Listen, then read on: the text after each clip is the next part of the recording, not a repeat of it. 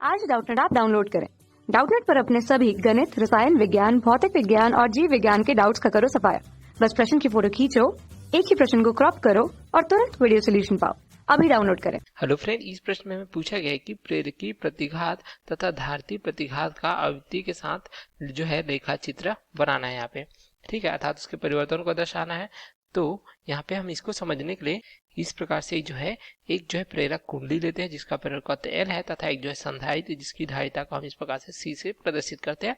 इसे जो हमने श्रेणीक्रम में जोड़ा हुआ है, इसको जो है प्रत्यावर्ती स्रोत के साथ जोड़ते हैं, जिसका मान लीजिए हम लेते हैं V0 sin ओमेगा 2 के रूप में, जहाँ पे V0 जो है शिखर मान को दर्शाता है ऊर्जा के, ओमेगा जो है कोणीय आवृत्ति को दर्शाता है।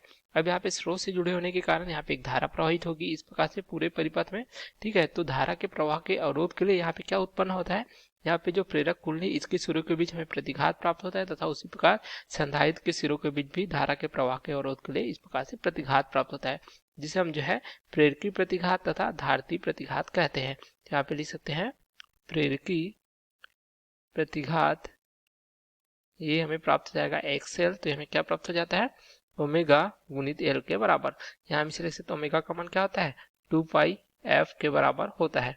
यहाँ पे हमें क्या प्राप्त हो जाता है, जैसे हमने पहले बताया था ओमेगा जो है कोणीय आवृत्ति को दर्शाता है, जिसका मान हमें रेडियन प्रति सेकंड में प्राप्त हो जाता है।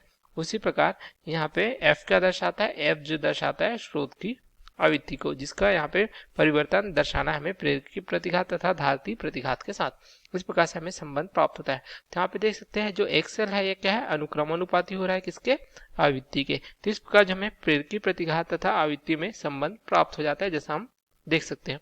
अब उसी प्रकार यहाँ पे हम देखते हैं जो धारती प्रतिघात होता है, जिसे हम किससे प्रदर्शित करते हैं, इस प्रकार से देख सकते हैं हमने जो है XC से प्रदर्शित किया है। तो धारती प्रतिघात XC बराबर क्या प्राप्त हो जाता है, ये हमें प्राप्त हो जाता है 1 बटे जो है ओमेगा गुणित C के बराबर। यहाँ हम लिख सकते हैं XC बराबर 1 बटे 2 पाई एफ सी, जहाँ पे एफ क्या है आवृत्ति है। तो यहाँ पे अब देखें यहाँ पे भी हमें क्या संबंध प्राप्त हो रहा है, XC अगर जो है इस प्रकार धारिता का मान जो है नियत है, तो यहाँ से हमें क्या प्राप्त हो जाएगा, आवृत्ति को जो है इस प्रकार व्युत्क्रमानुपाती प्राप्त होता है। ठीक है, तो इस प्रकार हमें संबंध प्राप्त हो जाता है धारती प्रतिघात तथा आवृत्ति में। अब इसे ग्राफ के रूप में प्रदर्शित करें तो हमें जो है कुछ इस प्रकार से जो है ग्राफ प्राप्त हो जाएगा, जिसमें जो हम इस प्रकार से प्रदर्शित कर सकते हैं। ठीक है, यहाँ पे हम जो है इस प्रकार से क्या लेते हैं, यहाँ पे प्रतिघात लेते हैं x। ठीक है, यहाँ पे प्रतिघात से प्रदर्शित करते हैं x को, जिसका मान क्या है धारती, तथा इस प्रकार से प्रेरकी प्राप्त होगा। अब यहाँ पे आवृत्ति f के साथ प्रदर्शित करते हैं। अब देखिए यहाँ पे हम जैसे जैसे आवृत्ति का मान, अगर आवृत्ति का मान 0 रखते हैं तो XC का मान क्या होगा, अनंत की ओर होगा। ठीक है, मान लीजिए कि हम f का मान क्या रखते हैं, 0 रखते हैं। ठीक है, तो f का मान 0 रखेंगे तो यहाँ पे देखिए कि XC का मान क्या होगा, अनंत की ओर प्राप्त होगा, अर्थात यहाँ पे अनंत देखिए। उसी प्रकार जैसे जैसे हम जो f का मान बढ़ाते जाते हैं इस ओर, ठीक है, इस ओर अगर f का मान बढ़ाते जाते हैं तो f का मान बढ़ने से क्या होगा, यहाँ पे देख सकते हैं धारती प्रतिघात का मान जो है कम होना चाहिएगा।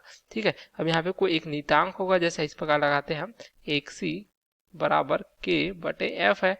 ठीक है, तो उसका मान जो है इस प्रकार से जो है नियत ना कम होकर कुछ जो है इस प्रकार से कम होगी, तो हमें जो है इस प्रकार से एक जो मान प्राप्त होगा। ठीक है, तो इस प्रकार हमें क्या प्राप्त हो जाता है, ये हमें इस प्रकार से प्राप्त हो जाता है XC का मान। तो हम यहाँ पे लिखेंगे XC। एक मान ऐसा होगा जब XL तथा XC का मान क्या होगा, आपस में बराबर होगा। ठीक है, तो उस आवृत्ति को हम यहाँ पे क्या कहते हैं, इसे हम कहते हैं FR, अर्थात जो है अनुनाद की आवृत्ति। तो यहाँ पे लिखेंगे अनुनादी आवृत्ति। ठीक है, इस प्रकार से अब देखिए आवृत्ति का मान अगर 0 है, ठीक है, तो इस प्रकार से देख सकते हैं जो XL का मान भी 0 प्राप्त होगा। लेकिन अनुनादी आवृत्ति के बाद यदि हम जो है इस प्रकार से आवृत्ति का मान बढ़ाते हैं तो XL का मान भी बढ़ता है। तो यहाँ से अब हमें क्या प्राप्त हो जाएगा, यहाँ से हमें जो है इस प्रकार से कुछ जो है प्राप्त हो जाएगा। किसका मान प्राप्त होगा, यह जो है XL का मान प्राप्त होगा। तथा अनुनादी आवृत्ति पे देख सकते हैं XL तथा XC के मान जो है हमें क्या प्राप्त होंगे, इस प्रकार से जो है बराबर प्राप्त होंगे।